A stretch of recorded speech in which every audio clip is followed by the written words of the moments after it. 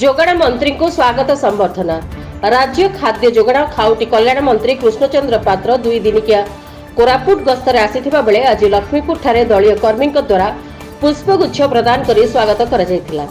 BJP कर्मी माने बाजा बजाई एक शोभायात्रा रे मंत्री को पाछोटी नै बस स्टैंड रे थिबा आंबेडकर प्रतिमूर्ति जाय जायथिले।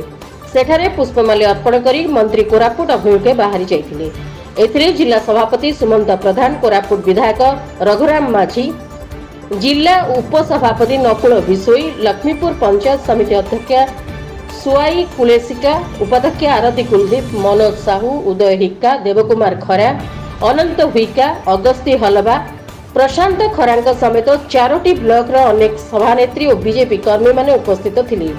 ओडिशा रे नूतन सरकार गठन परे कोरापुट जिला उपरे अधिक फोकस दिया जिबा सह जिले में खाद्य निरापत्ता योजना सठिक चली ना नहीं, कृषक मानक समस्या, सेमानक उत्पादकर मूल्य ठीक रे मिलुछि ना नहीं, सेथि सकाशे जिलापालक सह आलोचना कराजिबो बोली मंत्री प्रकाश करथिले। जिले में जे सब ब्लॉक रे जोगाण अधिकारी पदवी खाली पड़िछि सेगुड़ी को मध्य पूरण कराजिबो बोली मंत्री कहिथिले।